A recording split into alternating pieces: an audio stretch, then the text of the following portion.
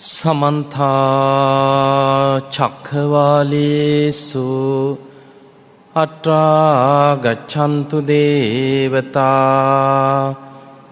සද්ධම්මං මුනි රාජස්ස සුනන්තු සග්ග මොක්ඛදං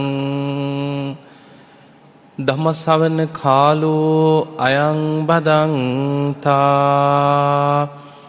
ධම්ම ශ්‍රවණ කාලෝ අයං බදන්තා ධම්ම ශ්‍රවණ කාලෝ අයං බදන්තා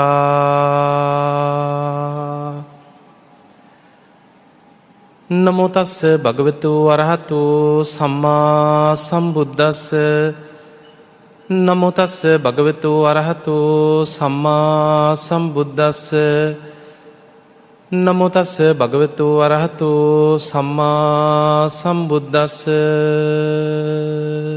සාදු කියන්න කවුරුත් පිංගතුනි බණ ඇසීම නිවන් දොරටුවක්. ඒ නිසා මේ ධර්මානුශාසනාව ආරම්භයේදීම හිතේ දැඩි අධිෂ්ඨානයක් ඇති කරගන්න මේ උතුම් ධර්මානුශාසනාවත් මේ අහන බණ පද එකක් පාසා අපි සියලු දෙනාගේම ජීවිතවලට ධර්මාවබෝධය පිණිස නිවන් දොරටුවක් බවට පත්වේවා කියන අධිෂ්ඨානය.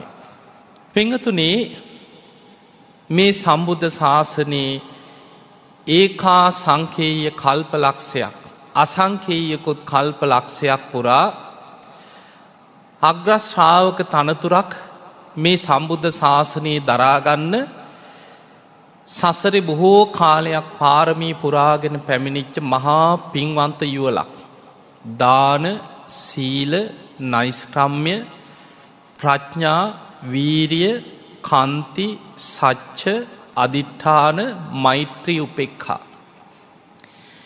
මේ දස පාරමී ධර්ම සම්පූර්ණ කළ යුතුයි කෙනෙක් ධර්ම අවබෝධය පිණිස. සම්මා සම්බුද්ධත්වයට පත්වෙන බෝසතාණන් වහන්සේලා මේ දස පාරමී ධර්ම පාරමී හැටියට, උපපාරමී හැටියට, පරමත්ත පාරමී හැටියට 30 ආකාරයකට සම්පූර්ණ කරගත යුතුයි. බුදු කෙනෙක්ගෙන් විවරණ ලැබුණට පස්සේ නියත විවරණයක් ලැබිච්ච තැන ඉඳන් ප්‍රඥා අධික බෝසතාණන් වහන්සේලා සාරා සංඛේය කල්ප ලක්ෂයක් මේ දස පාරමී සම්පූර්ණ කරනවා. ඒ වගේම සද්ධාධික බෝසතාණන් වහන්සේලා අටා සංඛේය කල්ප ලක්ෂයක් අසංඛේය අටකුත් මහා කල්ප ලක්ෂයක් පුරා ওই දස පාරමී ධර්ම පාරමී, උපපාරමී, පරමත්ත පාරමී හැටියට සම්පූර්ණ කරනවා. මේ මහා භද්‍ර කල්පේ ඊළඟට සම්බුද්ධත්වයට පත්වෙන මෛත්‍රී බෝසතාණන් වහන්සේ වීරිය අධික බුදු කෙනෙක් බවට පත්වෙනවා. උන්වහන්සේ 16 සංඛේය කල්ප ලක්ෂයක් අසංඛේය 16කුත් කල්ප ලක්ෂයක්ම දාන, සීල, නෛෂ්ක්‍රම්‍ය, ප්‍රඥා, වීරිය, කන්ති, සච්ච, අදිඨාන, මෛත්‍රී, උපේක්ඛා කියන මේ දස පාරමී හැටියට, උපපාරමිතා හැටියට, පරමත්ත පාරමී කියන්නේ ජීවිතේ පවා පූජා කරනවා සම්බුද්ධත්වයේ ප්‍රාර්ථනා කර කර.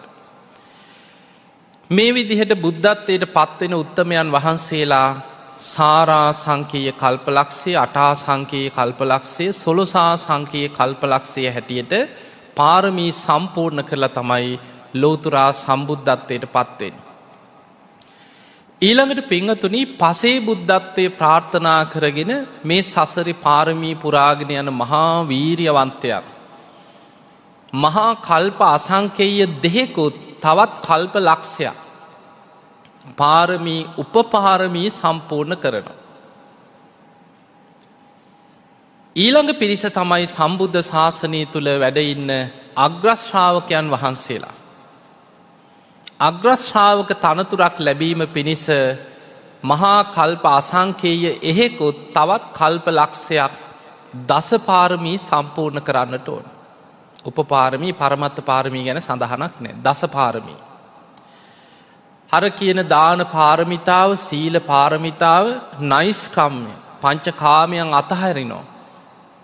ප්‍රඥාව, වීරිය, සාරිපුත්ත මහරහතන් වහන්සේගේ ප්‍රඥාව ගැන ධර්මයේ සඳහන් වෙන්නේ සාරිපුත්තයන් වහන්සේ මේ ඒකා සංකේය කල්පලක්ෂය පුරාම අගසව් තනතුර ගැන විතරක් නෙමෙයි, ප්‍රඥාවන්තයන්ගෙන් අගතනතුර ලබන්නත් ප්‍රාර්ථනා කරගෙන සසර පුරාම නුවණ ප්‍රඥාව වඩාගෙන ආවා.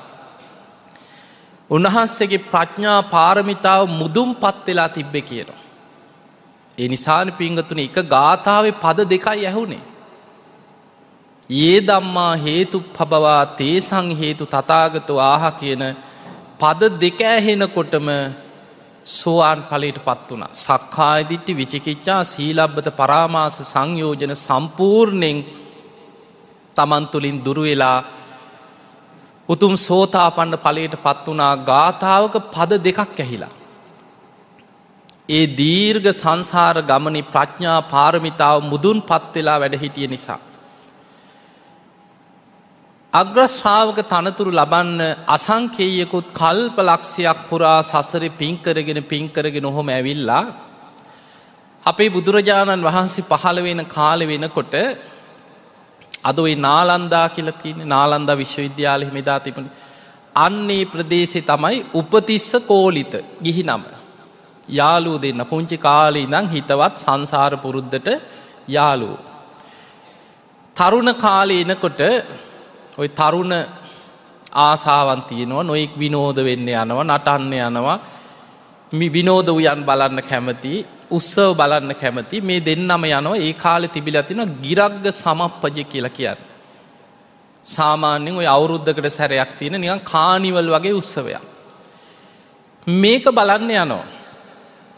ගිහිල්ලා බලාගෙන ඉන්නවා. ඉතින් නටනවා, පිරිස් කණ්ඩායම් වශයෙන් නටනවා, සින්දු කියනවා, විනෝද වෙනවා.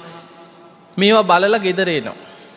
හැබැයි තරුණ වයසට එනකොට දෙන්නගෙම අර සංසාර පින ඒකා සංකේය කල්ප ලක්ෂයක් පුරා සසරේ පුරුදු කරපු පින දැන් මෝරනවා. පින බලවත් වෙලා. එදත් ගියා යාළුවෝ දෙන්න මේ උත්සවේ බලන්න. එදා ගිහිල්ලා බලාගෙන ඉන්නකොට වෙනදා දැකලා ඒකේ ආස්වාදෙ වින්දා දැන් ආදීනව වැටහෙනවා. දැන් බලාගෙන ඉන්නකොට කල්පනා කරනවා දෙන්න මොනවද අපි මේ බලන්නේ. මේ නිකන් උඩ පනිනවා, නටනවා, දඟලනවා, වෙහෙසටපත් වෙනවා, අනුන් පිනවන්න මේ අය විශාල උත්සාහයක් දරනවා. මොකද්ද මේ ජීවිතයේ අර්ථය? මොකක්ද අපි මේ හොයන්නේ?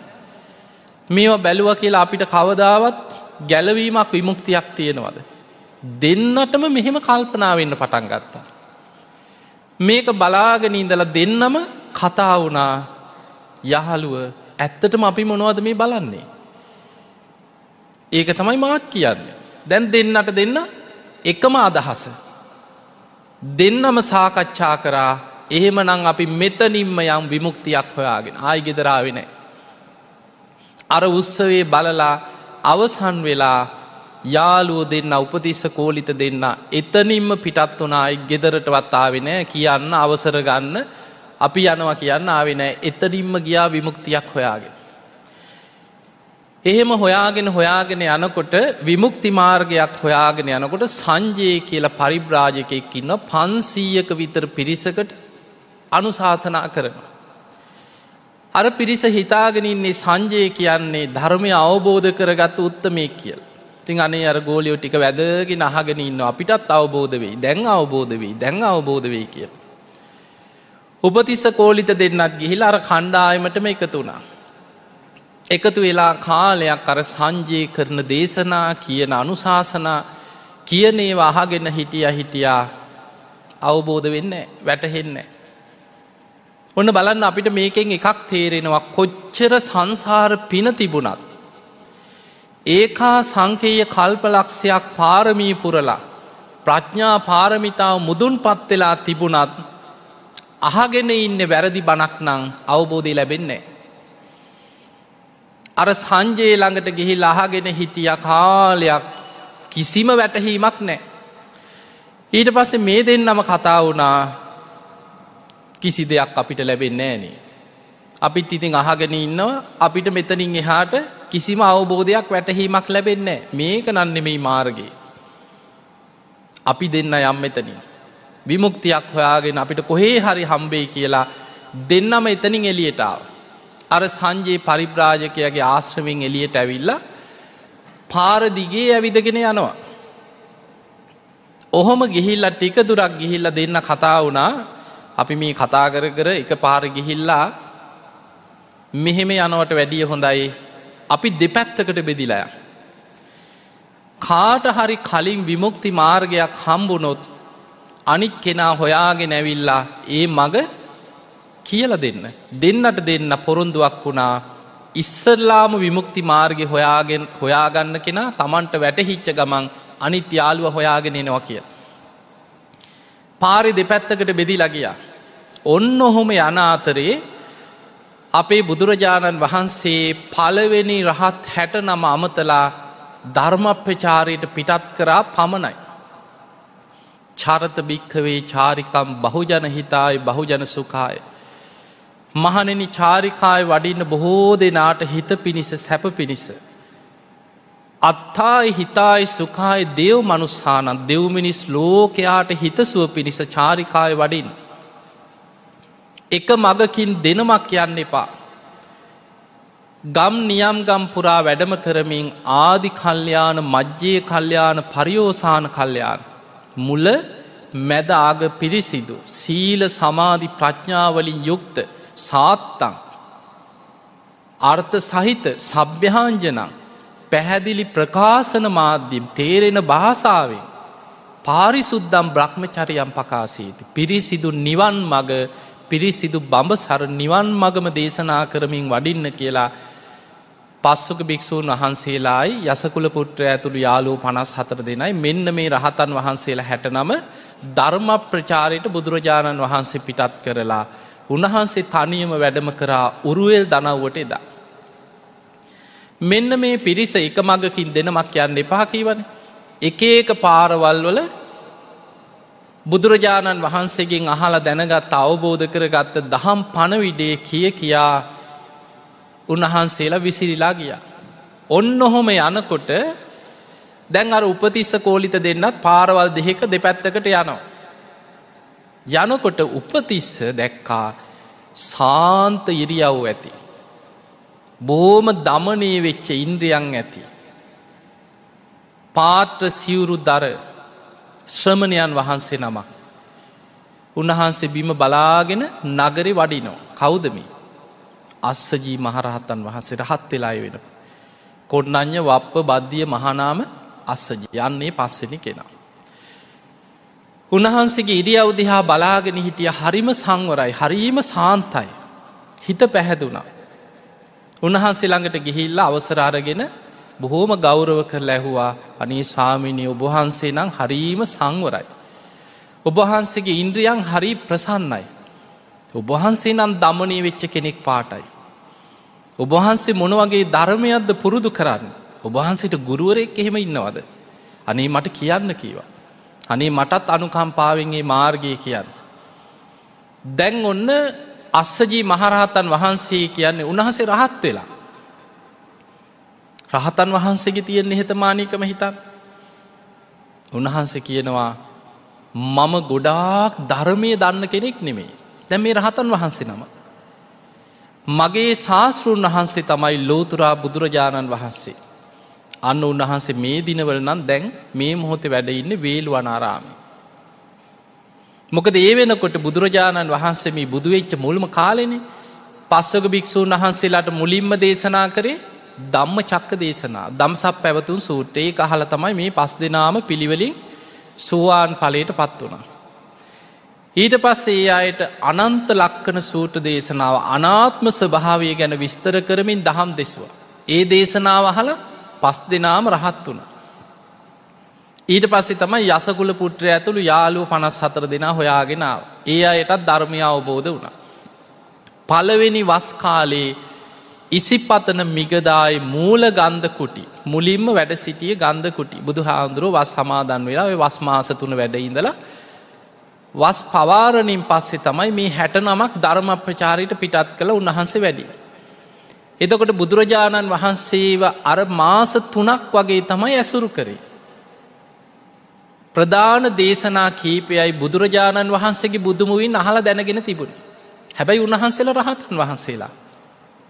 බුදුරජාණන් වහන්සේ දේශනා කරපු දෙයක් ඇරෙන්න තමන් අවබෝධ කරගෙන හිටියත් මන් දන්නවා කියලා උන්වහන්සේලා බොහෝ දේවල් කියන්න ගියේ නැහැ. අස්සජී මහරහතන් වහන්සේ කියනවා මගේ ශාස්ත්‍රුන් වහන්සේ වැඩ ඉන්නේ වේළුවනාරාමේ. හැබැයි මං අවබෝධ කරගත්ත උන්වහන්සේගේ ධර්මය. ඒ අවබෝධ කරගත්ත ධර්මයේ මං හකුලවල කෙටියෙන් කියන්නම් කියලා. අනේ ස්වාමීනි කියන්න කියලා වැඳගත්තා. දැන් මේ මහපාරේ මිනිස්සු යන්නේන අතරේ මහපාරේ වැඳගෙන අහගෙන ඉන්නවා. අස්සජී මහරහතන් වහන්සේ ගාථාවකින් මේ නිවන් මගම හකුලවල ගාථාවක් කියනවා. ඒ ධම්මා හේතුප්පබවා තේසං හේතු තථාගතෝ ආහ තේ සංචයෝ නිරෝධෝ ඒවං වාදී මහා සමනෝ කියලා ওই ගාථාවක මේකේ තියෙන පටිච්ච සම්පාදේ හකුලවල. එතකොට මේ වගේ පද 4ක පුංචි ගාථාවක් කියපු සැනින් පළවෙනි පද දෙක ඇහෙනකොටම අර සසර පුරා ඒකා සංකේ කල්පලක්ෂයක් පුරුදු කරපු සංසාරික නුවණ ප්‍රඥා පාරමිතා නුවණ පාරමී ශක්තිය මතුවුණා. ඒ මොහොතෙම සක්කාය දිට්ඨි විචිකිච්ඡා සීලබ්බත පරාමාස ප්‍රහාණය වෙලා උතුම් සෝතාපන්න ඵලයට පත් වුණා. උන්වහන්සේට බොහොම ගෞරව කරලා බුදුරජාණන් වහන්සේ වැඩ ඉන්න වේළුවනාරාමයට යන මාර්ගයත් අහගෙන වන්දනා කරපු ගමම්ම මතක් වුණේ කාවද? යාළුවා කෝලිතව. පොරොන්දුවක් වුණානේ. තමන්ට ධර්මයේ ලැබිච්ච ගමන් තමන්ගේ මිත්‍රයා හොයාගෙන මග කියන්නේ එනවා කියලා. ඒ වෙලාවේ ඉක්මනට කෝලිත ගිය පාරේ ඇවිදගෙන ඔහු හොයාගෙන යනකොට අනේ කෝලිතත් ඈතින් යනවා. ගිහිල්ලා කතා කරා යහළුව මට ධර්මය හම්බුණා කිව්වා. මට ධර්මයේ මුණ ගැහුණා කිව්වා. පුදුම සතුටක්. දැන් බලන්න කෝලිතට බණ කියන්නේ හාමුදුරු කෙනෙක්ද? නෑ. ශ්‍රමණයන් වහන්සේ කෙනෙක් නෙමෙයි තමන්ගේම යාළුවා උපතිස්ස. කෝලිත ධර්ම ගෞරවයයි වැදගත්. මට ධර්මය හම්බුණා කීවට පස්සේ කෝලිතත් වැඳගෙන කිව්වා අනේ මට මේ ධර්මයේ කියන්න. ඒ උතුම් ධර්මයේ මටත් කියන්න කිව්වා. අර අහගත්ත ගාථාවමයි යේ ධම්මා හේතුප්පබවා තේසං හේතු තථාගතෝ ආහ තේ සංචයෝ නිරෝධෝ ඒවං වාදී මහා සමනෝ කියන මේ ගාථාවේ පද 4ම කියලා ඉවර වෙනකොට කෝලිතත් සෝවාන් ඵලයට පත් වුණා. එතකොට මේ ගාථාවේ පළවෙනි පද දෙක අහලා අවසන් වෙනකොට උපතිස්ස සෝවාන් වුණා. පද 4ම අහලා අවසන් වෙනකොට කෝලිත සෝවාන් ඵලයට පත් වුණා. දැන් දෙන්නම සෝතාපන්න ඵලයට පත්වෙච්ච ආර්ය ශ්‍රාවකවරු දෙන්නේ. එහෙම්මම බුදුහාමුදුරු හොයාගෙන ගියෙත් නෑ. යුතුයකම් ඉෂ්ට කරන්න ආපහු ආවා අර සංජයගේ තැනට. මොනවා හරි Tamanට වැටහුණන් නැතත් කාලයක් සංජය ළඟ හිටියනේ. ඇවිල්ලා සංජය ඇතුළු වර 500ක පිරිසට ඇවිල්ලා කිව්වා අපිට උතුම් ධර්මයක් ලැබුණා. බුදු කෙනෙක් පහළ වෙලා ඒ බුදුරජාණන් වහන්සේ යන්න වේළුවනාරාමේ රජගහනුවර වැඩ ඉන්නවා. අපි යනවා යන් අපිත් එක්ක කීවා. ඒ වෙලාවේ සංජය ඇතුළු එතනින් භාගයක් විතර 250ක් විතර කිව්වා නෑ අපි යන්නේ කිව්වා. අපිට මෙහෙ හොඳයි කිව්වා. සංජය කිව්වා මමත් ශාස්ත්‍රවරයෙක් කියලා හිතාගෙන ඉන්නේ. ඉතින් අපිත් දන්න දෙයක් තියෙනවා. අපි මාව පිළිගත්ත කට්ටියක් ඉන්නවා. මට ඔය එක තැන් වලට යන්න ඕනේ නෑ කිව්වා. අන්න කරුමේ. මාන්නේ නිසා වැහිලා ගියා. හැබැයි එතන හිටපු 250ක විතර පිරිසක් කිව්වන්නේ අපි එනවා ওই දෙන්නත් එක්ක. අර 500න් 250ක් එකතු වුණා. අන්නේ පිරිසත් එක්ක උපතිස්ස කෝලිත අර 250ක පිරිසත් එක්ක පිටත් වුණා රජගහනුවර වේළුවනාරාමේ හොයාගෙන. එදා අපේ බුදුරජාණන් වහන්සේ වේළුවනාරාමේ වැඩ ඉන්නවා. සංඝයාට අනුශාසනා කරමින් වැඩ සිටිද්දී ඈතින් එනවා තරුණ පිරිසක් 250ක පිරිසක් එනවා. ඉදිරියෙන් එනවා මහා පින්වන්ත තරුණයෝ දෙන්නේ උපතිස්ස කෝලිත. බුදුරජාණන් වහන්සේ අර සංඝයා අතරදීම ශ්‍රී හස්තය දිගු කරලා පෙන්නවා මහණෙනි අර ඈතින් එන්නේ මගේ සම්බුද්ධ ශාසනයේ අග්‍රශ්‍රාවකවරු දෙන්න කිවරෙන්නේ. එදා බුදුරජාණන් වහන්සේ ළඟට ඇවිල්ලා වන්දනා කරලා වාඩි වුණා. බුදුරජාණන් වහන්සේ මේ 250ක් පිරිසටත් උපතිස්ස කෝලිත මේ දෙන්නටත් දහම් දෙසුවා. එදා බණහල අවසන් වෙනකොට අර අනිත් 250ක පිරිස සියලු දෙනාම උතුම් ධර්මය අවබෝධ කරගෙන රහතන් වහන්සේලා බවට පත් වුණා. සාරිපුත්ත මහරහතන් වහන්සේ බුදුරජාණන් වහන්සේ මුණ ගැහිලා මේ හැමෝටම එහි බික්කු භාවයෙන් පැවිදි උපසම්පදාව ලැබුණා. සාරිපුත්ත හාමුදුරුවෝ රහත් වෙන්නේ හරිම පුදුම ක්‍රමයකට. දැන් සාරිපුත්ත හාමුදුරුවෝ අර ගෙදරට නොකිය ගියානේ අර උත්සවයේ බලලා. සාරිපුත්ත හාමුදුරන්ගේ අම්මා රූපසාරී බැමිණිය නෑදෑයන් එකතු කරලා කතා කරලා මගේ පුතා කොහෙ ගිහිල්ලත් දන්නේ නැහැ හොයාගෙන ඉන්න කියලා කට්ටිය එහෙ මෙහෙ පිටත් කරලා. ඔය අතර සාරිපුත්ත හාමුදුරන්ගේ ඥාති වෙන කෙනෙක් දැන් නෑදෑයෙක් දීගණක කියලා. සාරිපුත්ත හාමුදුරුවෝ හොය යනවා දැන් උපතිස්සව හොයනවා. එහෙම හොයා එනකොට උන්වහන්සේ පැවිදි වෙලා. එදා බුදුරජාණන් වහන්සේ සමග පැවිදි වෙලා සතියයි. ගිජ්ජකූට පර්වතයේ බුදුරජාණන් වහන්සේගේ ගන්ධ කුටියේ පහලින් තියෙනවා සාරිපුත්ත මහරහතන් වහන්සේත් වැඩ සිටිය කුටිය. අද එතනට කියන්නේ සූකර කතලෙන කියලා. අන්න එතනට බුදුරජාණන් වහන්සේ වැඩම කරලා ග්‍රීස්ම වෙලාව සාරිපුත්තයන් වහන්සේ බුදුරජාණන් වහන්සේට පවන් සලනවා. දීගණක පාර අහගෙන උන්වහන්සේ හොයාගෙන එනවා. බුදුරජාණන් වහන්සේ දැක්කට පස්සේ වන්දනා කළ ඉදිරියෙන් වාඩි වුණා. සාරිපුත්ත ස්වාමීන් වහන්සේ රහත් වෙලා නෑ තාම. සාරිපුත්තයන් වහන්සේ බුදුරජාණන් වහන්සේට පවන් සලනවා. බුදුරජාණන් වහන්සේ අර දීගණක පරිබ්‍රාජකය අරමුණු කරගෙන වේදනා පරිග්‍රහ කියන සූත්‍ර දේශනාව විස්තර කරමින් දහම් දෙසුවා ඔහුට. ඒ දේශනාව අවසන් වෙනකොට ඔහු සෝවාන් ඵලයට පත් වුණා. බුදුරජාණන් වහන්සේට පවන් සලසලා දීගණකට බුදුරජාණන් වහන්සේ දේශනා කරන ධර්මය අහගෙන හිටපු සාරිපුත්තයන් වහන්සේ බුදුහාඳුරන්ට පවන් සලද්දිම සියලු කෙලෙසුන්ගෙන් මිදිලා උතුම් අරහත්වයට පත් වුණා.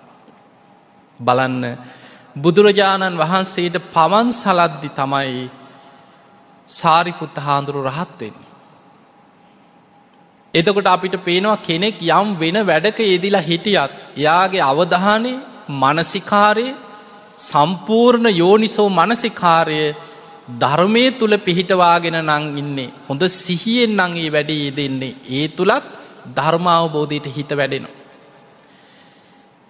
පැවිදි වෙලා සති දෙකකට වගේ පස්සේ තමයි මුගලන් මහරහතන් වහන්සේ උතුම් අරහත්වයට පත් වෙන්නේ. ඔය පචලායන කියලා සූත්‍රයක් තියෙනවා දීඝනිකායේ. මුගලන් හාමුදුරන්ට චුට්ටක් පැවිදි වුණාට පස්සේ නිදිමත ගතිය ටිකක් තිබිලා තියෙනවා. ඒකේ තියෙනවා දවසක් බුදුරජාණන් වහන්සේ බලනවා කොමේ මොග්ගල්ලාන කියලා බලනකොට මෙන්න භාවනා කරනවා නිදි කිරා වැටෙනවා. ඒ වෙලේ බුදුරජාණන් වහන්සේ දික්කල අතක් හකුලනවා වගේ හකුලපු අතක් දිගහැරියා වගේ 이르දියෙන් මොග්ගල්ලාණන් වහන්සේ රහත් වෙලා නැහැ. ඒකට උන්වහන්සේ ඉදිරියේ පෙනී ඉඳලා නිදිමත නැති කරගන්න ආකාරය ගැන උපදේශ මාලාවක් බොහෝම ලස්සනට දීඝනිකායේ තියෙන ওই දේශනාවක් කරන. මුගලන් හාමුදුරුවෝ වීරිය වඩලා උතුම් ධර්මය අවබෝධ කරගන්න. මෙන්න මේ අග්‍ර ශ්‍රාවකයන් වහන්සේලාට මේ ගෞතම බුද්ධ ශාසනය තුල ඒකා සංඛ්‍යේ කල්පලක්ෂයක් අසංඛ්‍යයකුත් කල්පලක්ෂයක් පුරා දස පාරමී සම්පූර්ණ කරගෙන අගසව් තනතුරක් ප්‍රාර්ථනා කරගෙන ආපු ඒ උත්තමයන් වහන්සේලාට අග්‍ර ශ්‍රාවක තනතුරු පිරිනැමුනේ නවන් පුන් පොහෝ දවසක. ඒ උතුම් සාරිපුත්ත මහරහතන් වහන්සේට මොග්ගල්ලාන මහරහතන් වහන්සේට මේ බුද්ධ ශාසනය වැඩ සිටි ඒ උතුම් අග්‍ර ශ්‍රාවකයන් වහන්සේලාට අපගේ නමස්කාරය වේවා. සාදු සාදු සාදු. මේ සම්බුද්ධ ශාසනයේ සංඝ පිරිස එකතු කරලා බුදුරජාණන් වහන්සේ ප්‍රාතිමෝක්ෂ දේශනාව කරා. ඉවසීම තමයි උතුම්ම තපස කන්ති පරමන් තපෝතිතික්හා නිබ්භානම් පරමං වදහන්ති බුද්ධා. නහි පබ්බජිතෝ පරූපගහාති සමනෝහෝති පරං විහේට යන්තෝ. අනූපවාදෝ අනූපගහතු පාතිමොක්කේච සංවරු මත්තඥුතාච බත්තස්මින් පන්තංච සයනාසනං අධිචිත්තේ චායෝගෝ ඒ තම් බුද්ධානු ශාසනං සබ්බ පාපස්සා කරනං කුසලස්ස උපසම්පදා සචිත්ත පරියෝ දපනං ඒ තම් බුද්ධානු ශාසනං. ඔන්න ඔය අවවාදේ දේශනා කරමින් බුදුරජාණන් වහන්සේ ප්‍රාතිමෝක්ෂ දේශනාව සිදු කරන්නට යෙදුණා. ඉවසීම තමයි උතුම්ම තපස කන්ති පරමන් තපෝතිතික්හා. බුදුරජාණන් වහන්සේලා අගය කරන නිවනට යන්න තියෙන මේ මාර්ගය ඒ උතුම් නිවන් මග නිබ්භානම් පරමං වදන්ති බුද්ධා. බුදුරජාණන් වහන්සේලා දේශනා කරන උතුම්ම වචනේ තමයි නිවන. මේ සසරෙන් මිදීම. අනූපවාදු අනූපඝාතු කාටවත් නින්දා පහස කරන්න එපා. කිසි කෙනෙක්ගේ චරිත ඝාතනය කරන්න එපා. ඉවසීමෙන් කටයුතු කරන්න. පමණ දැනගෙන ආහාර ගන්න.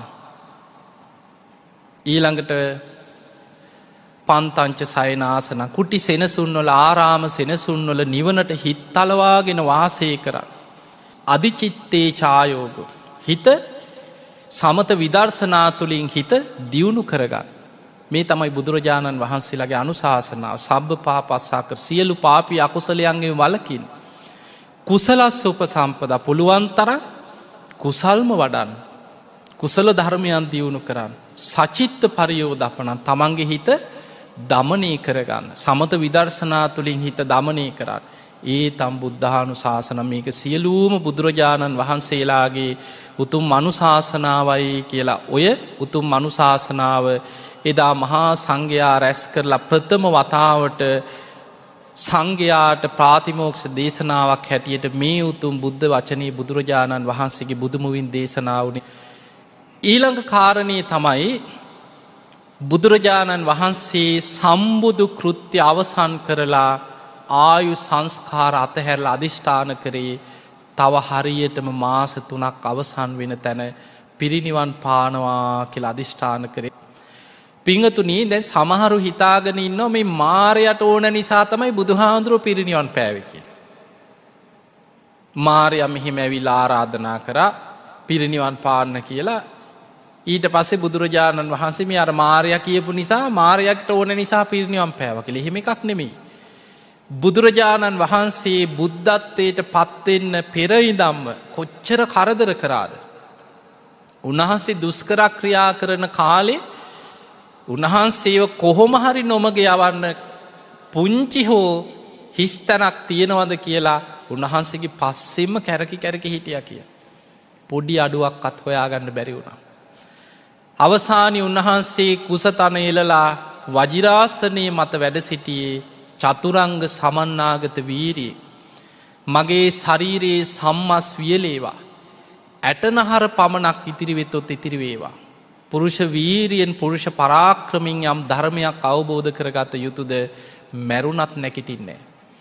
ඒ උතුම් ධර්මය අවබෝධ කරගන්න නැතුව මේ ස්ථානයේ මගේ ජීවිතේ නැති වුණත් නැකිටින්නේ නෑ කියන අධිෂ්ඨානය.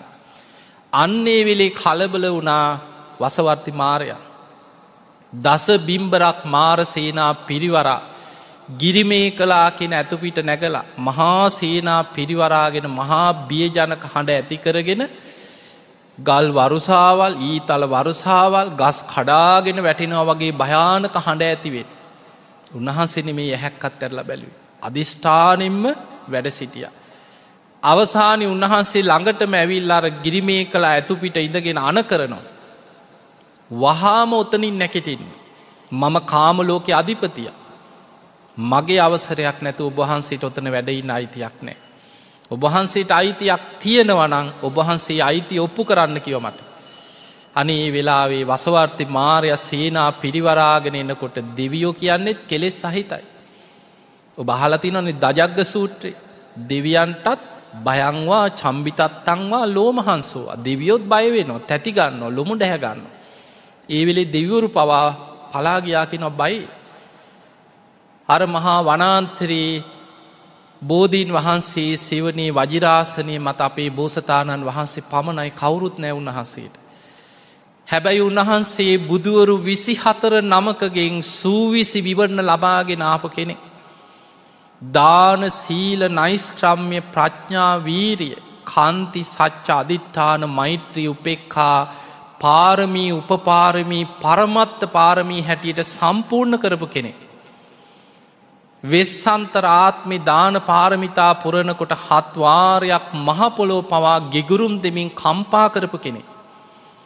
උන්වහන්සේ තමන් පුරපු පාරමී ධර්ම සිහි කරලා මහ පොළොවට ශ්‍රී හස්තේ තියලා දිවුරුවා. කවුරු නැතත් මේ මහ පොළොව මට සාක්ෂි දරනවා.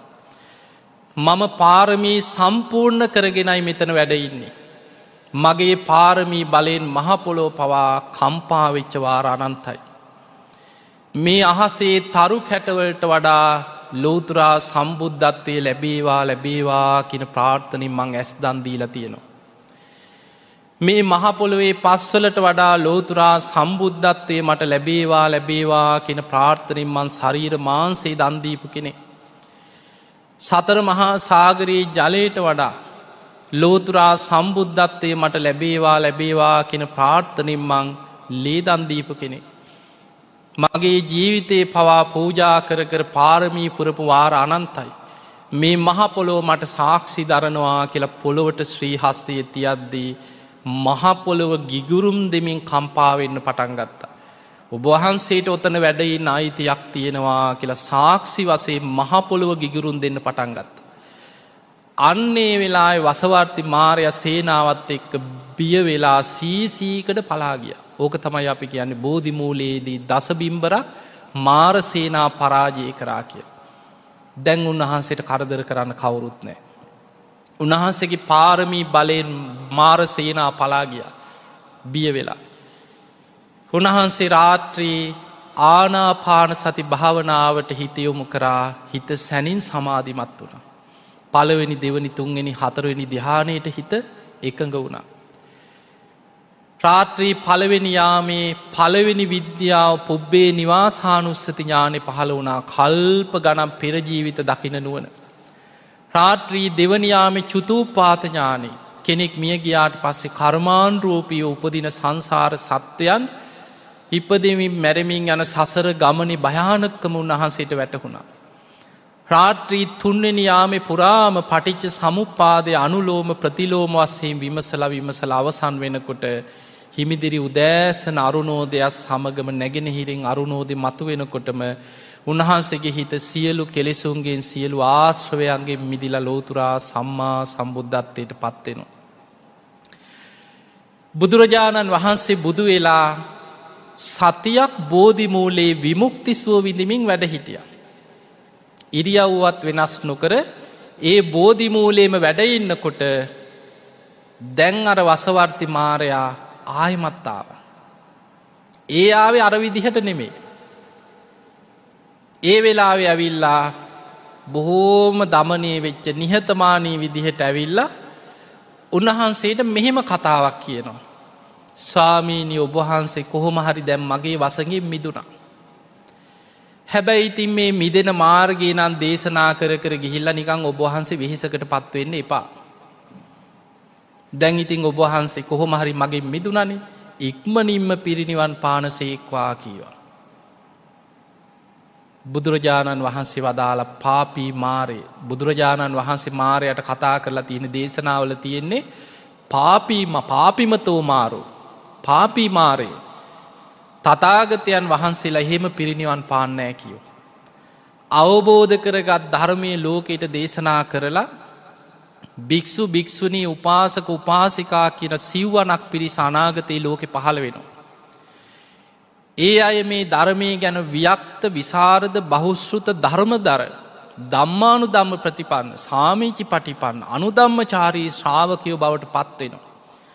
බුද්ධ ශාසනයට හානිකර මතවාද අනාගතයේ මතුවෙනකොට ධර්මයෙන්ම කරුණු මතු කරලා ඒවා බිඳහෙලලා සම්බුද්ධ ශාසනයේ බලවත් කරන්න තරම් දක්ෂ මගේ ශ්‍රාවකයන් අනාගතයේ පහළ වෙන තෙක් පිරිනිවන් පාන්නේ නැහැ කිව්වා.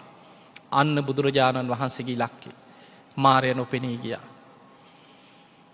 පිංගතුනි බුදුරජාණන් වහන්සේ බුදු වෙලා වැඩහිටි අවුරුදු 45ක කාලය තුළ නැවත අවස්ථා ගණනාවකදී මහා පරිනිබ්බාන සූත්‍රයේ සඳහන් වෙනවා 16 වතාවක් සැරෙන් සැරේ තැන් තැන්වලදී පාපී මාරයා පෙනී ඉඳලා කියනවා අනේ ස්වාමීනි ඔබ වහන්සේ දැන් වැඩ හිටියේ ඇති.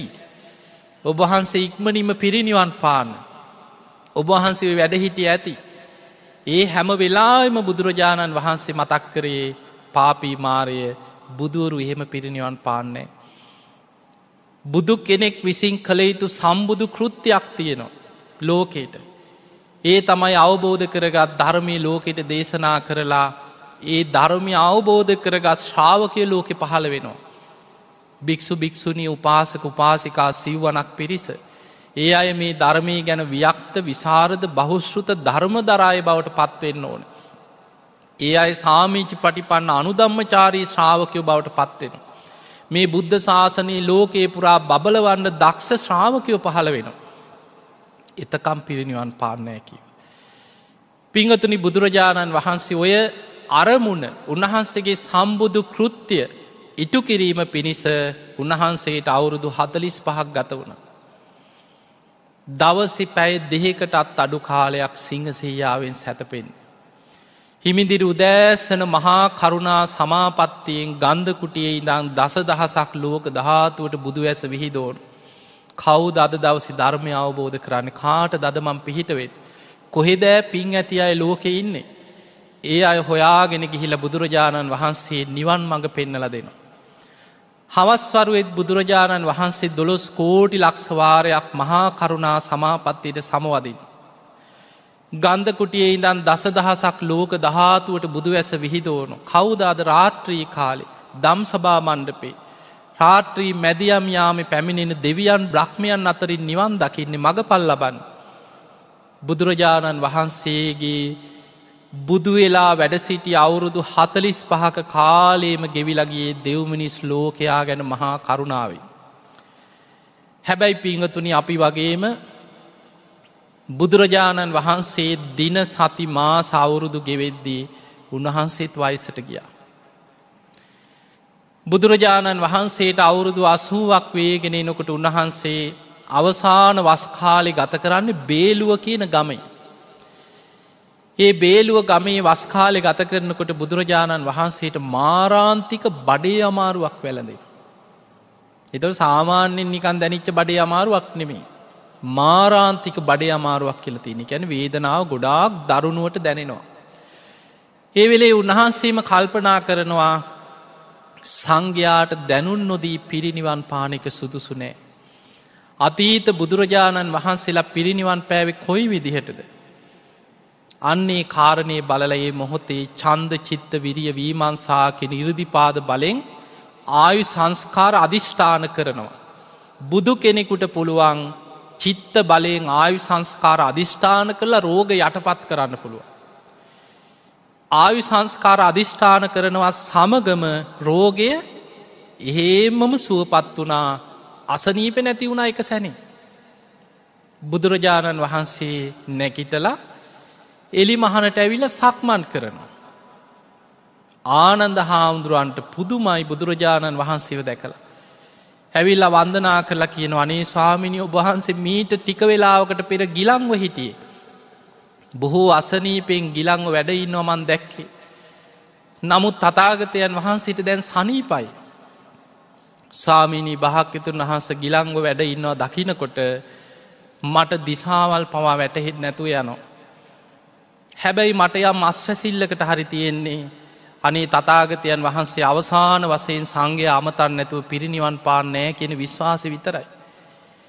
ඒ වෙලේ බුදුරජාණන් වහන්සේ වදාළ ආනන්ද තවත් මොනවද සංඝයා මගෙන් බලාපොරොත්තු වෙන්නේ? බුදුරජාණන් වහන්සේ දහම් දෙසන්නේ ගුරුවරයාගේ කොටස කියලා යමක් හංගගෙන නෙමෙයි. ගුරු මුස්ටියක් තියාගෙන නෙමෙයි. අවබෝධ කළ යුතු යමක් ඇද්ද? ඒ සියල්ල තථාගතයන් වහන්සේ දේශනා කළ අවසානයි. ආනන්ද අපි යම් චාපාල චෛත්‍ය ළඟට කියලා ඒ අසල තිබ්බා බොහොම ලස්සන චාපාල චේතිය කියලා ස්ථානයක්. එතනට බුදුරජාණන් වහන්සේ වැඩම කරා.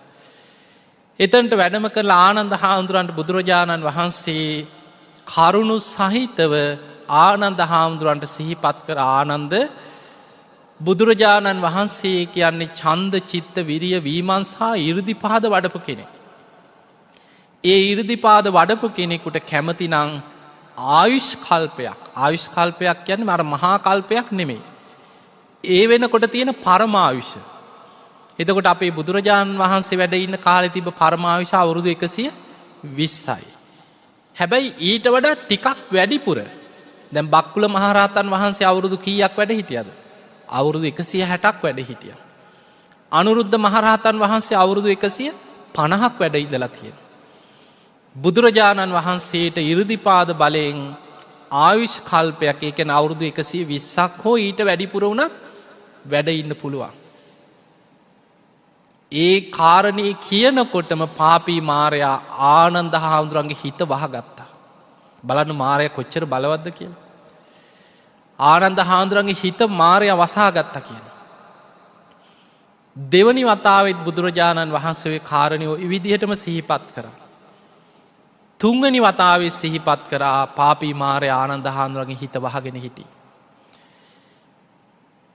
ආනන්ද හාමුදුරන්ට බැරි වුණා තිට්ඨතු බන්තේ කප්පං ස්වාමීනි කල්පයක් වැඩ ඉන්න සේක්වා කියලා ආරාධනා කරන්න බැරි වුණා. මාරයා හිත වහගත්තා. බුදුරජාණන් වහන්සේ වදාලා ආනන්ද දැන් ඔබ මෙතනින් ඉවත් වෙන්න.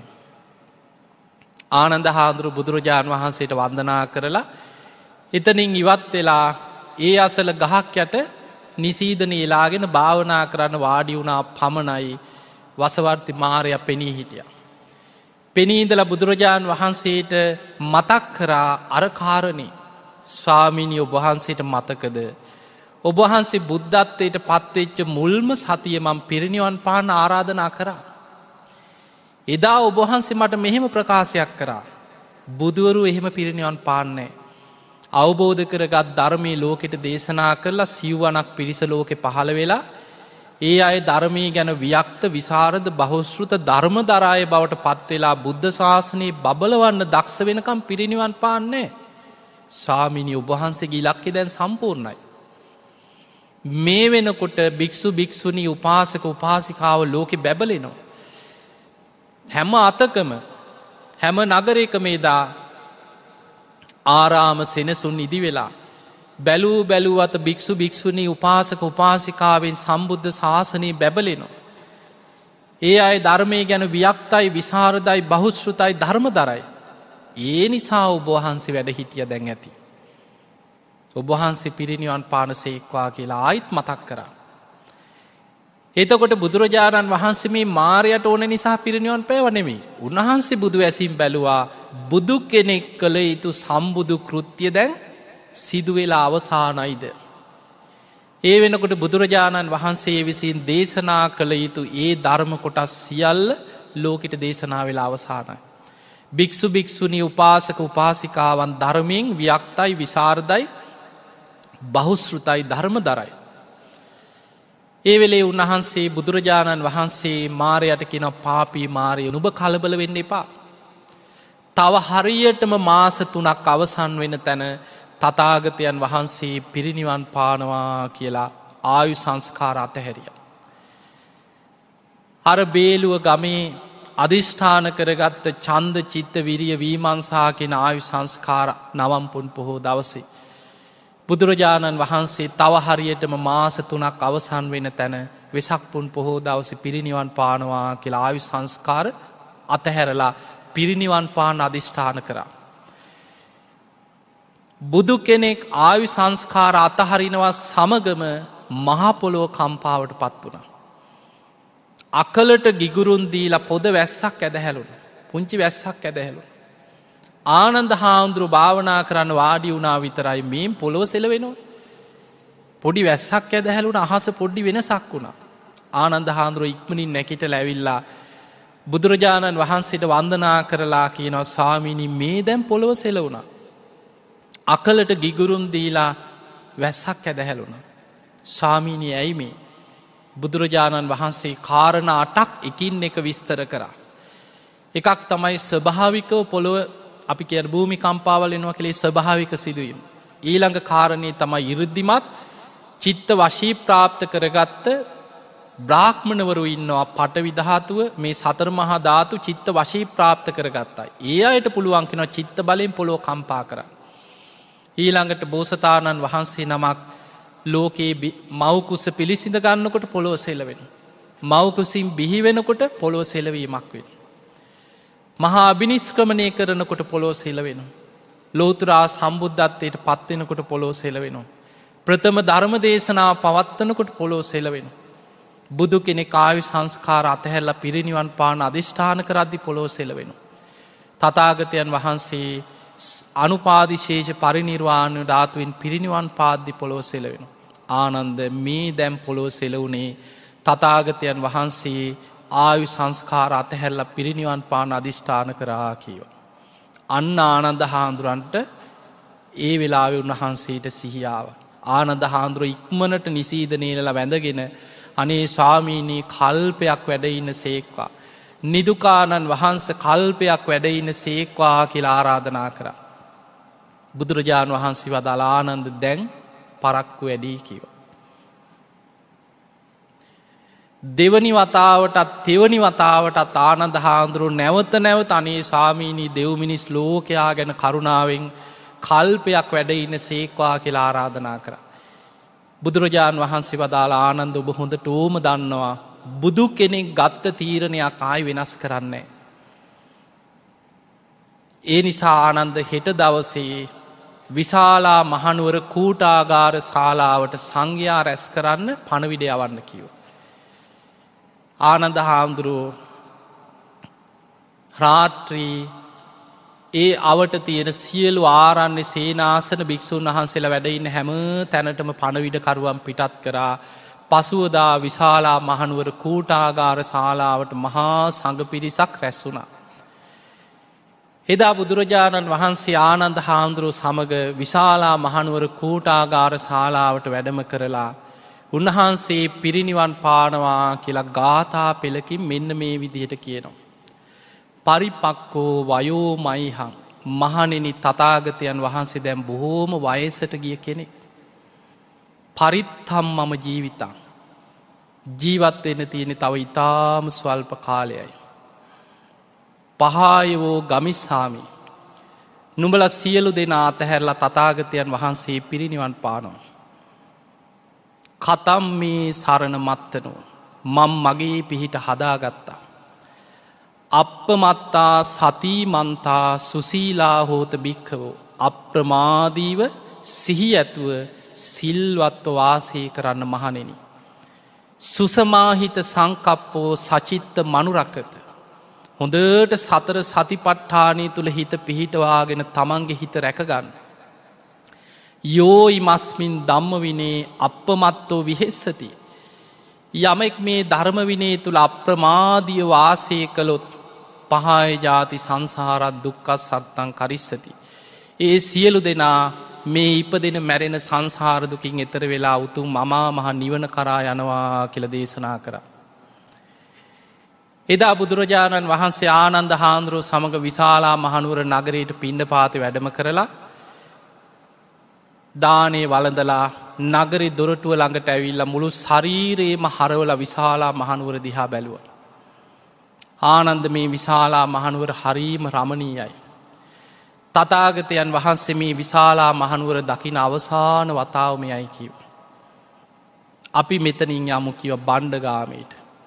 ලිච්ඡවි රාජ කුමාරවරු දැනගත්ත බුදුරජාණන් වහන්සේ ආයෙමත් වඩින්නේ නැහැ. උන්වහන්සේ පිරිනිවන් පාන්න මේ යන්නේ.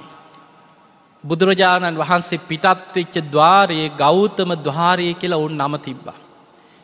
එතනින් බුදුරජාණන් වහන්සේ ගඟෙන් එතර වෙලා ගංගානම් ගඟෙන් එතර වෙලා යනකොට ඒ තීර්ථයේ ගෞතම තීර්ථය කියලා උන් නම් කරා. බුදුරජාණන් වහන්සේ ওই විදිහට තමයි ඉතිරි මාස 3ක් දින සති මාස ගෙවිගෙන බණ්ඩගාමේ හත්තිගාමේ බෝග නගරේ පසු කරගෙන කුසිනාරාවේ මල්ල රජදරුවන්ගේ උපවර්තන ශාල වනෝද්‍යානයට වැඩම කරලා එදා වෙසක් පුන් පොහෝ දවසේ අනුපාදිශේෂ පරිනිර්වාණ ධාතුවෙන් පිරිනිවන් පාවදාලේ. ඉතින් ඒ වගේම අපි බලමු සියලු බුදුරජාණන් වහන්සේලා අත් නොහැර සිදු කරන දේශනා තියෙන. හැම බුදු කෙනෙක්ම පරිහරණය කරන ස්ථානවලට අපි නමක් කියනවා අවිධහිත භූමි. බුද්ධගයා වජිරාසනය අවිධහිත පුුණ්‍ය භූමිය. හැම බුදු කෙනෙක්ම ප්‍රථම දේශනාව කරන ඉසිපතන මිගදාය අවිධහිත භූමිය. හැම බුදුරජාණන් වහන්සේ නමක ජීවිතයේ වැඩිම කාලයක් වැඩ ඉන්න සැවැත්නුවර ජේතවනේ අවිධහිත භූමිය. හැම බුදු කෙනෙක්ම දෙව්ලොවට වැඩම කරලා විජම්බන අභිධර්ම දේශනාව කරන්නේ දෙවියන්ට. ඒ පරම ගහම්බීර දේශනාව කරලා ලෝක විවරණ මහා ප්‍රාතිහාරය සිදුකරගෙන ඉරදියෙන් රන් ඉනිමගක් මවාගෙන දෙව් බමුන් පිරිවරාගෙන වැඩම කරලා සිරිපතුල තබන සංකස්සපුරේ අවිධහිත භූමිය. හැම බුදු කෙනෙක්ම පරිහරණය කරන අවිධහිත භූමි වගේමයි සියලු බුදුරජාණන් වහන්සේලා දේශනා කරන දේශනා තියෙන. හැම බුදු කෙනෙක්ගෙම ශාසනයේ හැම බුදු කෙනෙක්ම ඒ දේශනාව ඒ විදිහටම බුදුමුවින් දේශනා කර. අන්නේ වගේ දේශනාවත් තමයි ධම්ම චක්ක දේශනාව දම්සප් පැවතුම් සූට්‍ර දේශනාව. සියලු බුදුරජාණන් වහන්සේලා ප්‍රථම ධර්ම දේශනාව සිදු කරන්නේ දම්සප් පැවතුම් සූට්‍ර දේශනාවෙන් මයි. එදා ඔය දේශනාව අහන්න මනුස්සලෝකෙන් හිටිය 5 දෙනයි. කොන්නඤ්ඤ වප්ප බද්ධිය මහානා මස්සජි 5 දෙනයි මනුස්සයෝ. බුදුරජාණන් වහන්සේ ඉසිපතන මිගදාය මේ දේශනාව ඇසල පෝය දවසේ සිදු කරන්න සූදානන් වෙනකොට ඉස්සල්ලාම ප්‍රීතිගෝසාකරී භූමාටු දෙවුරු. අන්න බුදුරජාණන් වහන්සේ ධම්ම චක්කේ දේශනා කරන්න සූදානන් වෙන අපිත්‍යම් බණහන්න අපිත්‍යම් බණහන්න චාතුම් මහාරාජික දෙවියන්ට පණවිඩේගෙනනිච්චා.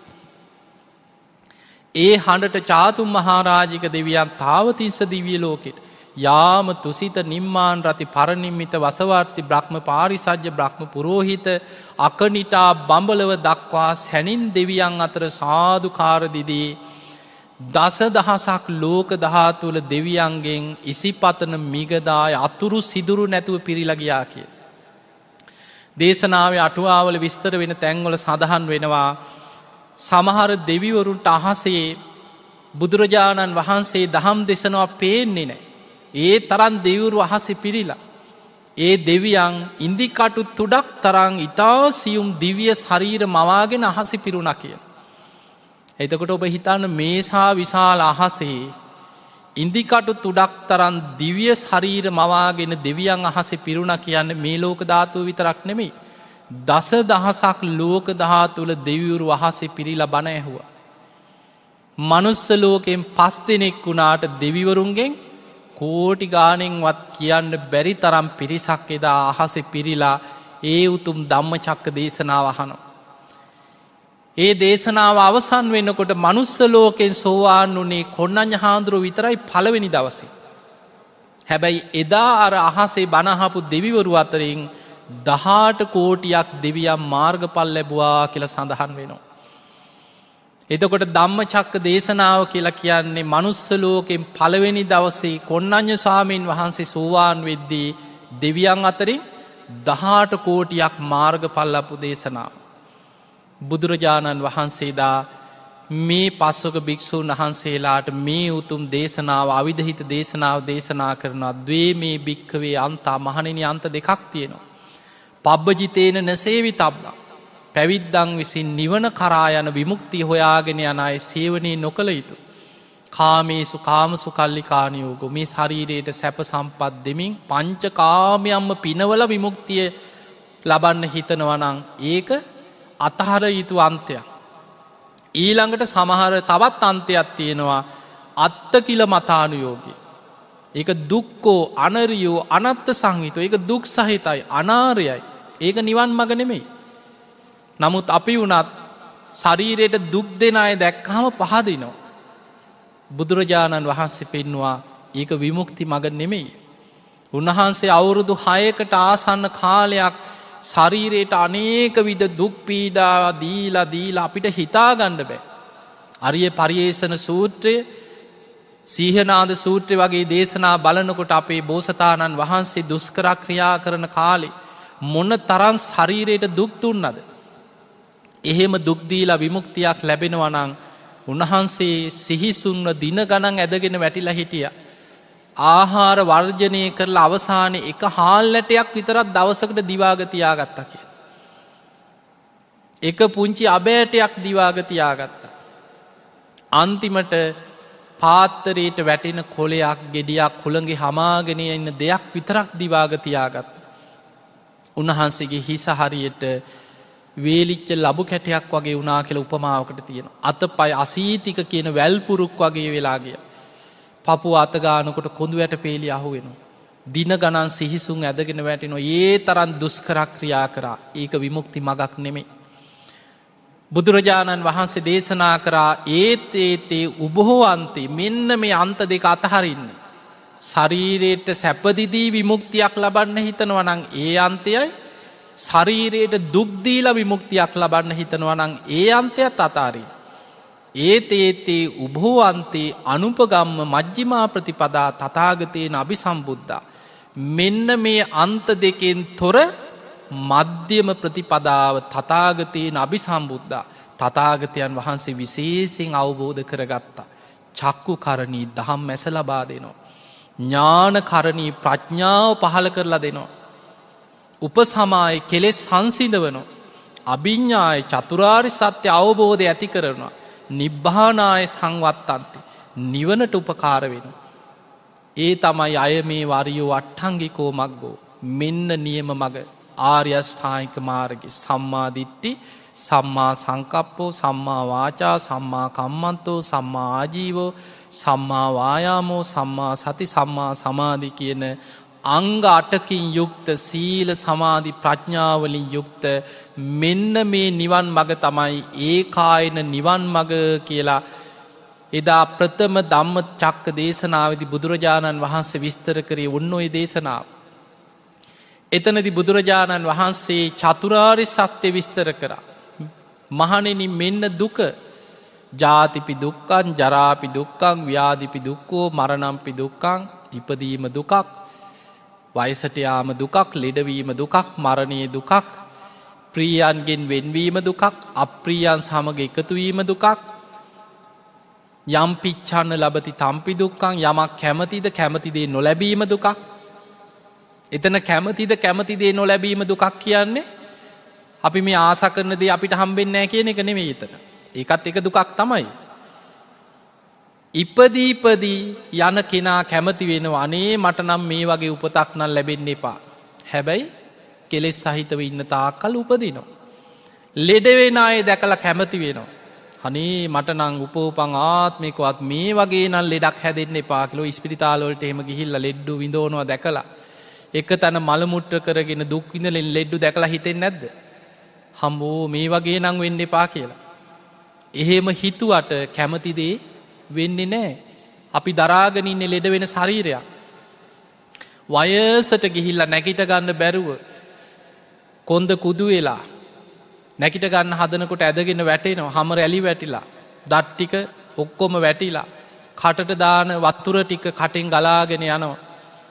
ඒ වගේ අය දැක්කහම අම්බෝ මට නම් මෙහෙම දුක් විඳින්න ඕනේ මේ වගේ නම් මට වෙන්න එපා කියලා හිතනවා. එහෙම හිතුවට කැමති දේ ලැබෙනවද?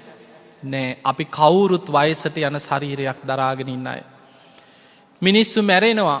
මරණයේ ඉදිරියේ හඬා වැළපෙනවා. අනේ බුදු ඩොක්ටර් මට මැරෙන්න බෑ. අනේ මාව බේරගනින්නලා කියලා මිනිස්සු හඬා වැටෙනවා. මරණයේ ඉල්ලනවා. දරුවෝ බදාගෙන අඬනවා. ඒවා දැකලා හිතනවා අම්බෝ මට නම් මෙහෙම වෙන්න එපා. ඒ වුණාට අපි කවුරුත් ඉපදුනා නම් නත්ති ජාත සමරණ නොමැරී ඉන්න පුළුවන් ක්‍රමයක් නැහැ. අන්න කැමති දේ නොලැබීම. ඊළඟට අපේ ප්‍රියයන් අපි ආදරය කරන අය අපි ඇලුම් කරන අය අපෙන් වෙන් වෙනවා. අපි කැමති වුණත් අකමැති වුණත් අපේ පවුලේ 10 දෙනෙක් කියන්නේ කවදා හෝ මළගෙව 10ක්. අපි කැමති වෙනවා අනේ අපිට නම් එහෙම වෙන්න එපා. අපේ ප්‍රියයන් අපිව අතහැරලා යන්න එපා. නමුත් එහෙම වෙන්නේ නැහැ. කැමති දේ නොලැබීමේ දුක අපේ ඇස් ඉදිරි පිට බොහෝ දෙනෙක් අපිව අතහැරලා යනවා. ඊළඟට හතුරු තරහකාරයෝ ඉරිසියාකාරයෝ අම්මෝ මුණ ගැහෙන්නවත් එපා යන පාරකවත් හම්බෙන්න එපා කියලා හිතනවා. අප්පියෙහි සම්පයෝගෝ දුක් අප්‍රිය පුද්ගලයා. අපි කැමති නෑ ඒ අය මුණ ගැහෙනවට. කරදරයක් මානසික පීඩා දෙනවා. සමහරලාට කායික පීඩා ඇති කරනවා. මේ වගේ හතුරු නම් සංසාරෙවත් මුණ ගැහෙන්න එපා. අපි එහෙම හිතුවට අපි ඉපදී යන තාක්කල් හතුරු තරහකාරයෝ ඉරිසියාකාරයෝ මේ සසරේ අපිට මුණ ගැහෙනවා. බුදුහාඳුරන්ටත් කොච්චර සහතුරුකම් කරන පුද්ගලයෝ බුදුවරුන්ටත් හිටියා. කැමති දේ නොලැබීමේ දුක. බුදුරජාණන් වහන්සේ ඔන්න ඔය කියන තේරෙන දැන් ඔව තේරෙනවනේ. ඉපදීම දුකක්. වයසට යාම දුකක්. ලෙඩවීම දුකක්. මරණය දුකක්. ප්‍රියයන්ගෙන් වෙන්වීම දුකක්. කැමති දේ නොලැබීම දුකක්. ඔව ටික තේරෙනවා. හැබැයි මේ තුල තියෙනවා අවබෝධ කරන්න අවශ්‍ය මේක දැනගත්තා කියලා දුක නැති වෙන්නේ. හැබැයි දුක අවබෝධ කිරීම පිණිස මේ තුල හැකිලිච්ච සැංගිච්ච අවබෝධ කරගත යුතු කරුණු පහක් තියෙනවා. ඒ තමයි සංකිත්තේන පංච උපාදානස්කන්ධා දුක්ඛ. සංක්ෂේපයෙන් ගත්තොත් හකුලවල ගත්තොත් දුක කියලා අවබෝධ කරන්න තියෙන කරුණු පහක් තියෙනවා. ඒ තමයි පංච උපාදානස්කන්ධය. රූප උපාදානස්කන්ධේ, වේදනා උපාදානස්කන්ධේ, සංඥා උපාදානස්කන්ධේ, සංස්කාර උපාදානස්කන්ධේ, විඥාන උපාදානස්කන්ධේ. ඒක අවබෝධ කළ යුතුයි. ඒ තමයි දුක්ඛාරය සත්‍ය. ඒ දුක ආයායමත් හටගන්නේ තණ්හාව නිසා. අර පංච උපාදානස්කන්ධය ගැනම තණ්හාව උපදිනවා. යායන් තණ්හා පෝනෝ භවිකා. යම් තණ්හාවක් ඇද්ද තණ්හාවේ ලක්ෂණය තමයි පෝනෝ භවිකා පුනර්භවයක් හදලා දෙනවා. නන්දි රාග සහගත ආස්වාදයෙන් ඇලෙනවා. තට්ට තට්ඨාබිනන්දිනී උපෝපන් තැන සතුටින් පිළිගන්නවා. ඒ තණ්හාවත් එක්ක මොකද වෙන්නේ? තණ්හා පච්චයා උපාදාන. උපාදාන පච්චයා භව. භව පච්චයා ජාති. ජාති පච්චයා ජරා මරණ ශෝක පරිදේව දුක්ඛ දෝමනස් උපායාසා සම්භවಂತಿ. අන්න දුක්ඛ සමුදය ආර්ය සත්‍ය. තණ්හාවේ හට ගැනීම තමයි දුකේ හට ගැනීම. ඊළඟට දුක නැති කරන දුක්ඛ නිරෝධාර්ය සත්‍ය වෙන්නේ යම් තණ්හාවක් හටගත්තද යම් තැනක ඒ තණ්හාවයි නැති කරන්න තියෙන වෙන කොහෙවත් තියෙන එකක් නෙමෙයි. යෝ තස්සා ඒව තණ්හාය අශේෂ විරාග නිරෝධෝ. යම් තණ්හාවක් ඇද්ද ඒ තණ්හාව ඉතුරු නැතුවම නිරුද්ධ කරන්න කියනවා. ආ චුට්ටක්වත් ඉතුරු වෙන්නේ නැතුව සම්පූර්ණයෙන් නිරුද්ධ කරනවා. ඡාගෝ පටිනිස්සග්ගෝ මුත්ති අනාලය දුරු කරනවා, බැහැර කරනවා. ඒ ගැන ඇල්ම නැති කරලා දානවා, සම්පූර්ණයෙන් ප්‍රහාණය කරනවා. අන්නේ තණ්හා නිරෝධය තමයි නිවන. තණ්හක්කයෝ රාද නිබ්බාන. රාද කියන ස්වාමීන් වහන්සේට බුදුරජාණන් වහන්සේ වදාලා රාද නිවන කියන්නේ තණ්හාව ෂේ කිරීමයි.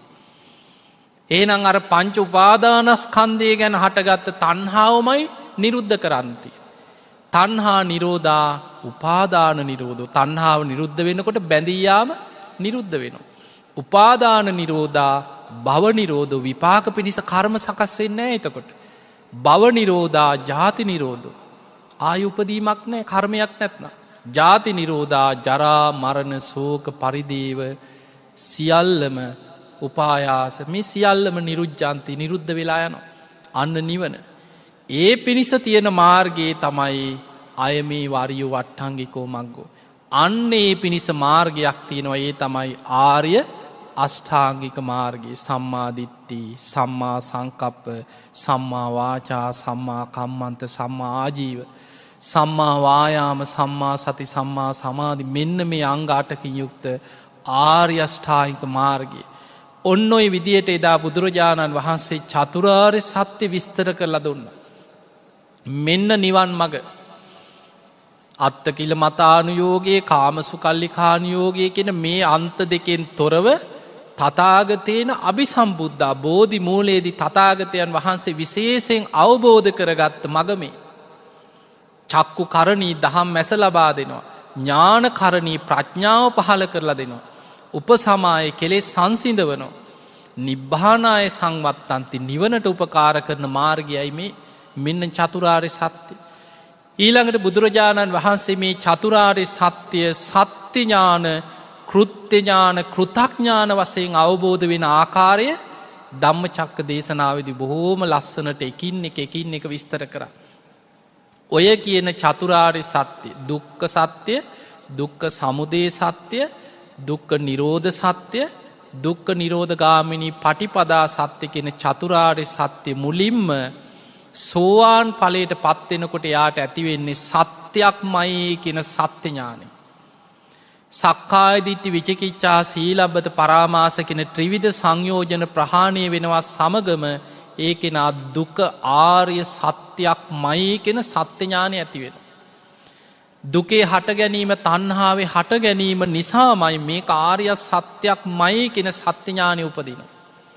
දුක නැති වෙන්නේ තණ්හාව නිරුද්ධ වීමෙන්මයි මේක ආර්ය සත්‍යක්මයි කියන සත්‍ය ඥානය ඇති වෙනවා.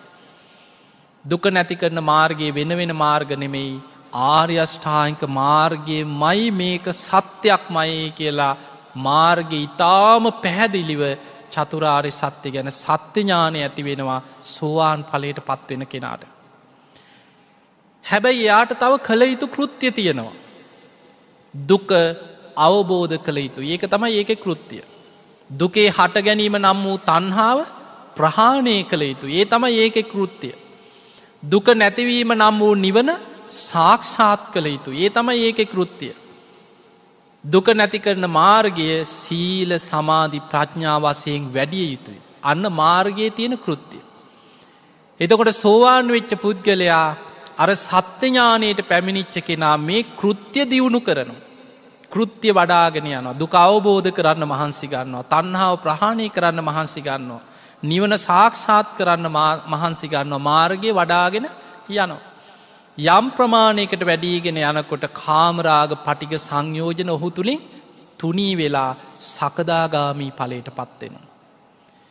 තවදුරටත් කෘත්‍ය දියුණු කරගෙන යනකොට කාමරාග පටික සංයෝජන සම්පූර්ණයෙන්ම ප්‍රහාණය වෙලා අනාගාමී ඵලයට පත් වෙනවා. තවදුරටත් වඩාගෙන යනකොට තවත් තියෙන අනාගාමී වෙච්ච කෙනාටත් තව සංයෝජන පහක් තියෙනවා. රූපරාග, අරූපරාග, මාන, උද්ධච්ච, අවිජ්ජා. ඒ සංයෝජන පහත් ප්‍රහාණය වෙන විදිහටම අරහත් මාර්ගයේ තුල කරන්නේ අර කෘත්‍යම දියුණු කරනවා. දුක පරිපූර්ණ වශයෙන්ම අවබෝධ කරගන්න වීරිය ගන්නවා. තණ්හාව සම්පූර්ණයෙන්ම ප්‍රහාණය කරන්න වීරිය ගන්නවා. නිවන සම්පූර්ණයෙන්ම සාක්ෂාත් කරන්න මහන්සි ගන්නවා. මාර්ගයේ සීල සමාධි ප්‍රඥා වශයෙන් සම්පූර්ණයෙන්ම වඩලා අවසන් කරන්න මහන්සි ගන්න. එහෙම වඩාගෙන යනකොට යම් මොහොතක හිත කෙලෙසුන්ගෙන් මිදිලා ආශ්‍රව සහිතවම ආසවක්කේ ඥානෙ ඇති වෙනවද? ඒ ආසවක්කේ ඥානෙ ඇති වෙනවා සමගම දුක මට අවබෝධ වුණා කියන කෘතඥානෙ ඇති වෙනවා. තණ්හාව සම්පූර්ණයෙන් මා තුලින් ප්‍රහාණය වුණා කියන කෘතඥානෙ ඇති වෙනවා. නිවන සම්පූර්ණයෙන් මම සාක්ෂාත් කළ අවසන් කරා කියන කෘතඥානය ඇති වෙනවා.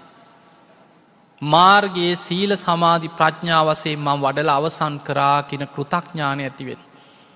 එතකොට රහතන් වහන්සේලා තුල චතුරාර්ය සත්‍ය ගැන සත්‍ය ඥාන, කෘත්‍ය ඥාන, කෘතඥාන තිපරිවට්ටන් ද්වාදසාකාරං ආකාරයට අවබෝධ වෙලා අවසానයි.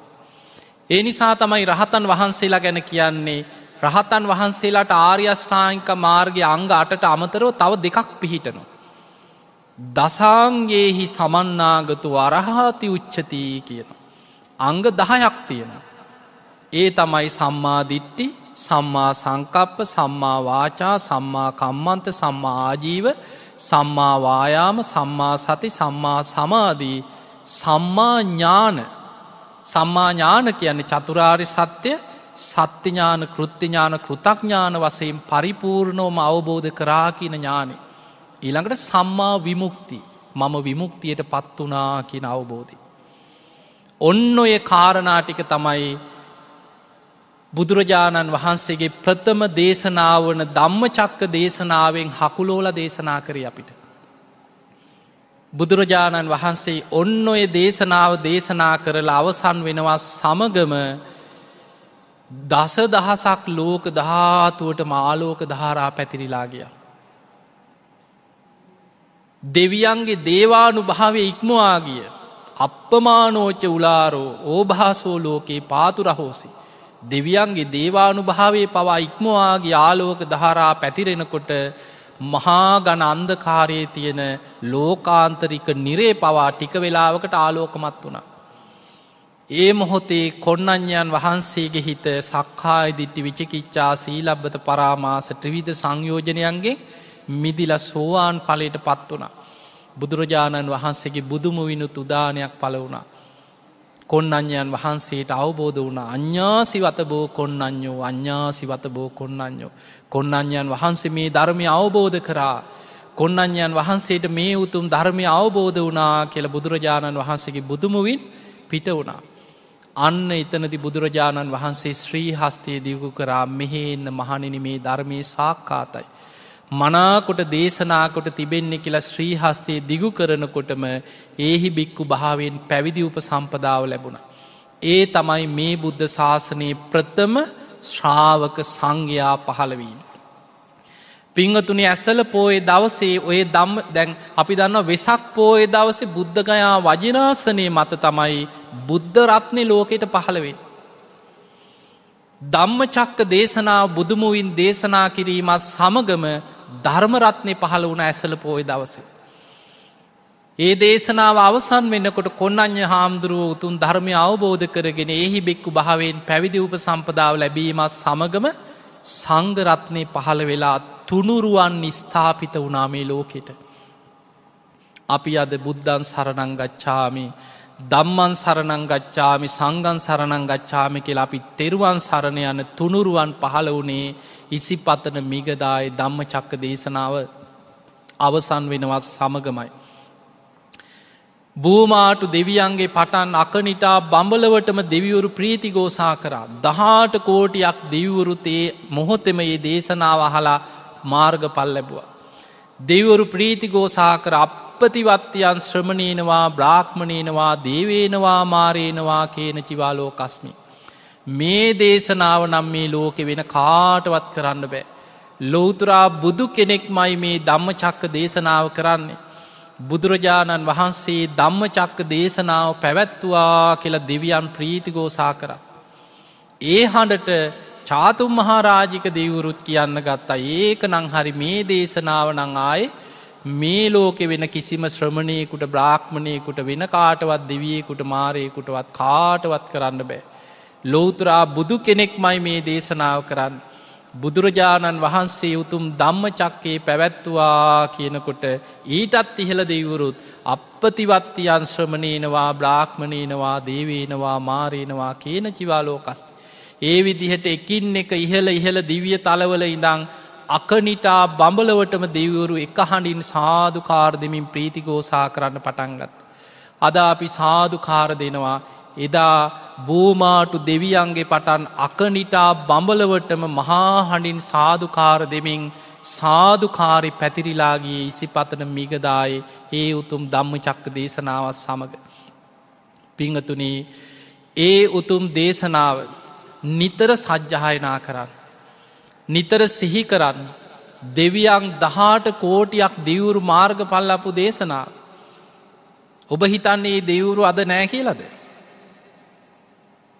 මේ මනුස්ස ලෝකෙට ආසන්නම තියෙන චාතුම් මහ භූමාටු දේවතාවරු කියන්නේ මේ පොළොව ආසන්න දේවතාවරු. මනුස්ස ලෝකේ ඉඳන් යොදුන් 42000ක් ඉහළ අහසේ චාතුම් මහරජික දිව්‍ය තලයේ පිහිටලා තියෙනවා. මනුස්ස ලෝකේ අපිට අවුරුදු 50ක් කියන්නේ මේ දෙවියන්ට එක දවසක්. ඒ අයට බුදුරජාණන් වහන්සේ පිරිනිවන් පාලා දින 53යි. අවුරුදු 2560 ගානක් කියන්නේ දවස් 50 මාස එකහමාරක් වගේ අයට මේ ධම්මචක්ක දේශනාව අහලා මාස එකහමාරක් ගත වුණා වගේ චාතුම් මහරජික දෙවියන්ගේ දිව්‍ය කාලෙන් දැනෙන්නේ. ඊට ඉහළ මනුස්ස ලෝකේ ඉඳන් යොදුන් 84000ක් ඉහළ අහසේ තව්තිසා දෙව්ලොව සක්‍ර දෙවියන් වැඩ ඉන්න තව්තිසා දෙව්ලොව පිහිටලා තියෙනවා. මනුස්ස ලෝකේ අවුරුදු 100ක් එහෙට එක දවසයි. බුදුරජාණන් වහන්සේ පිරිනිවන් පාල දවස් 25ක් ඉවරයි 26 වෙනි දවස තව්තිසා දෙවියන්ට දැනෙන්නේ. ඊටත් ඉහළින් යාම දෙවියන්ට මනුස්ස ලෝකේ අවුරුදු 200ක් එහෙට එක දවසක්. බුදුහාඳුරුවෝ පිරිනිවන් පාල දවස් 13ක් වගේ. තුසිත දෙව්ලෝ කියන්නේ මනුස්ස ලෝකේ අවුරුදු 400ක් එහෙට එක දවසක්. බුදුරජාණන් වහන්සේ පිරිනිවන් පාල දවස් 6ක් 7ක් ගෙවුණා වගේ අයට දැනෙන්නේ. නිම්මාන රති දෙවියන් මනුස්ස ලෝකේ අවුරුදු 800ක් එහෙට එක දවසයි. බුදුරජාණන් වහන්සේ පිරිනිවන් පාල 3 වෙනි දවසේ අයට යන්නේ. පරණිම්මිත වසවර්ති සදෙව්ලොව ඉහළම දිව්‍ය තලයේ පරණිම්මිත වසවර්ති දිව්‍ය ලෝකයට මනුස්ස ලෝකේ අවුරුදු 1600ක් එහෙට එක දවසයි. දවසකුත් පැය 14ක් ගෙවිලා තියෙනවා. බුදුරජාණන් වහන්සේ මේ දැන් පිරිනිවන් පාය වගේ සමහර බ්‍රහ්ම තලවල බ්‍රහ්ම දෙවිවරුන්ට දැනෙන්නේ දිව්‍ය කාලේ. ඒ නිසා බුදුරජාණන් වහන්සේගේ බුදුමුවින්ම මේ දේශන අහපු ඒ ධම්මචක්ක දේශන අහද්දී අහසේ පිරිලා ඉතිරිලා සාදුකාර දීපු දෙවිවරු අදටත් ඉන්නවා.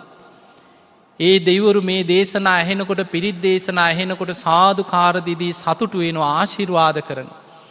ඒ නිසා පිරිතක වැඩිපුරම බුද්ධ ශක්තිය ඒ බුද්ධ වචනවල තියෙන බුද්ධ ශක්තිය වගේම ඒ දේශන අහපු දෙවියනුත් අහසේ පිරිලා ඉතිරිලා ආශිර්වාද කරන. ඔබ අහලා ඇති ආයු වඩන කුමාරයා. යක්ෂයෙක් අවිරුද්ධ කියලා යක්ෂයෙක් මේ දරුවා ගොදුරු කරගන්න හිටියා.